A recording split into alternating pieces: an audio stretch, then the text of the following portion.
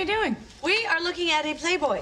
Oh, I want to look too. This December marks the 63rd anniversary of the first issue of a true American institution, Playboy. First shipped in 1953, sporting a cover featuring Marilyn Monroe and nude photos of her inside, the original issue wasn't even dated because the magazine's creator, Hugh Hefner, wasn't sure the magazine would get a second issue. The first major problem was, would the magazine be around a year later so I could continue doing what I was doing? But the original run of less than 54,000 issues sold out quickly, and the magazine took off.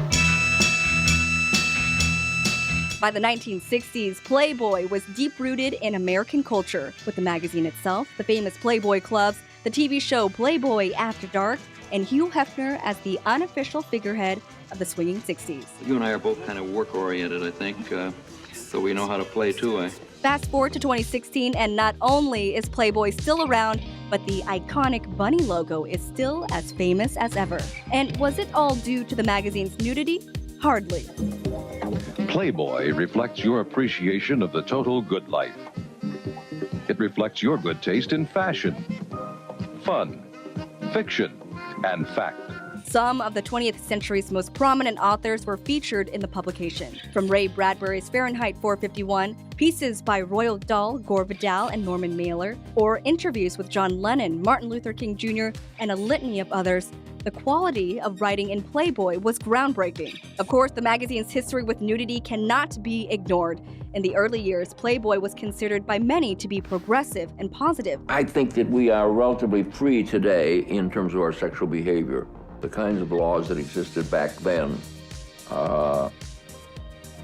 were most onerous, and people don't really even remember. But it's also been seen as misogynistic and anti-feminist. Playboy exploits sex like Sports Illustrated exploits sports. The role that you have selected for women is degrading to women because you choose to see women as sex objects, not as full human beings. Now, what can't be ignored is how the women who have posed in the magazine have defended it. Stars like Madonna, Olivia Munn, and Pamela Anderson are all unapologetic for their contributions to the publication.